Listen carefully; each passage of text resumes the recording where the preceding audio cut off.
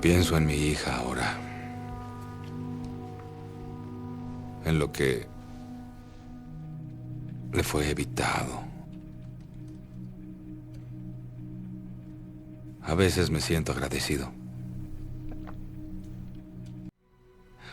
El problema con morir después es que ya creciste. El daño está hecho, ya es tarde. Pienso en el orgullo que se necesita para traer un alma a la existencia, convertirla en carne, forzar una vida a esta trilladora. Así que mi hija me perdonó el pecado de ser un padre.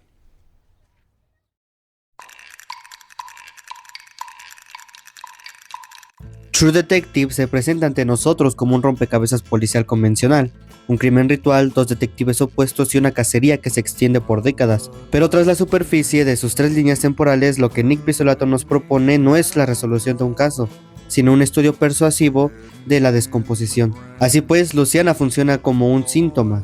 Sus refinerías y sus iglesias en ruinas son el reflejo exacto de 2 hombres que intentan desesperadamente no ser devorados por el vacío. Por un lado, Marty Hart, y su esfuerzo agotador para sostener una normalidad y una familia que valide su propia masculinidad, mientras su toxicidad permea todo lo que jura proteger. Por el otro lado está Rust Cohle, un hombre que decidió convertirse en un monje del nihilismo para no tener que sentir el peso de su propia pérdida, alguien que prefiere ser una idea abstracta antes que ser un humano que sufre. Hoy vamos a desmenuzar esa fricción entre la memoria filtrada por la culpa y un entorno que parece recordarnos que todo está en un proceso de pudrición constante. Exploremos cómo Marty y Rust, en su ida del dolor, terminan haciendo lo mismo, mentirse para sobrevivir. Hablemos de por qué, en un mundo que parece un círculo plano de oscuridad, buscar justicia es, quizás, el único acto de optimismo que nos queda. Hoy, en Residual Effects, la degradación en True Detective.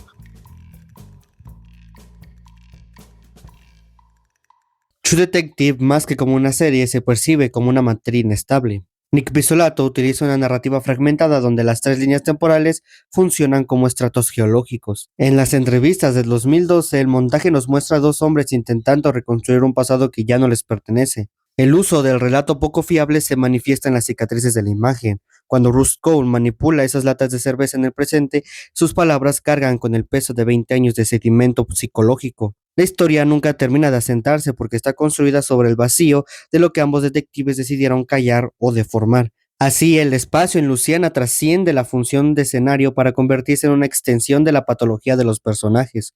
El imaginario del gótico sureño, esas refinerías, los pantanos estancados y las iglesias que la vegetación está devorando, establece una simbiosis con el estado interno de la investigación.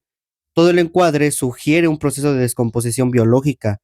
Rust y Marty se desplazan por ese entorno como elementos de la misma tierra. Existe una correspondencia constante entre la humedad del ambiente y la pesadez de sus movimientos. La serie logra que el espectador sienta que la suciedad de los caminos se adhiere a la piel de los protagonistas, diluyendo la frontera entre el hombre y el paisaje que lo corroe. La fascinación que despierta a Marty reside en su esfuerzo que invierte para sostener su propia normalidad. Su familia opera como una validación externa de su masculinidad, un conjunto de trofeos que ocultan su incapacidad de conexión real. Maggie representa para él un anclaje institucional, una estructura de civilización que él necesita para no reconocer sus propios impulsos. Así pues, su infidelidad funciona como un mecanismo de compartimentalización. Necesita liberar esa presión de la perfección doméstica que él mismo se impone, intentando que esa toxicidad no manche el santuario que jura proteger.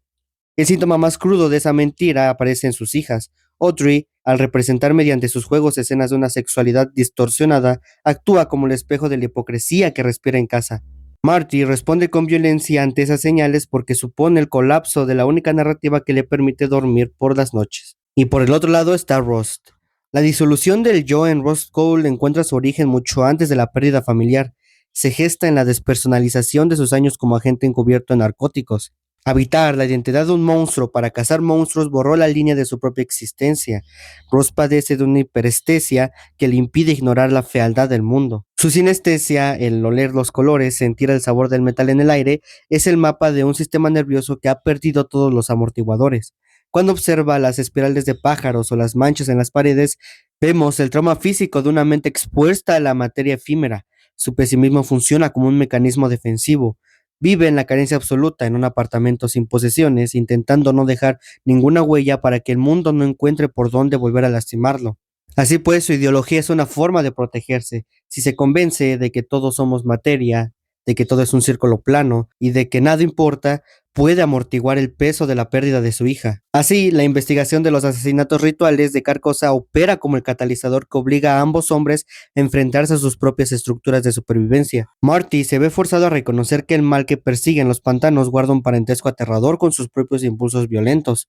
Por su parte, Ross descubre que su defensa nihilista tiene una grieta. Su persistencia en buscar justicia delata una esperanza residual que su intelecto se niega a admitir. Al final de la serie lo que queda es desgaste puro, una sensación de haber alcanzado el límite de lo humano sin haber cerrado heridas. En ese último momento, despojados de sus máscaras y conscientes de la oscuridad que los rodea, solo queda la decisión de sostener una luz pequeña, una luz que apenas basta para seguir ahí, de pie, frente a la inmensidad de lo que todavía no comprende. Si te ha gustado este análisis sobre la degradación en True Detective, te invito a suscribirte. En este canal buscamos explorar esas marcas que las grandes historias dejan en nosotros, mucho después de que los créditos hayan terminado. Déjame en los comentarios, ¿crees que Rust realmente cambió al final? ¿O simplemente encontró una nueva forma de soportar el vacío? Gracias por estar aquí y nos vemos en el próximo video.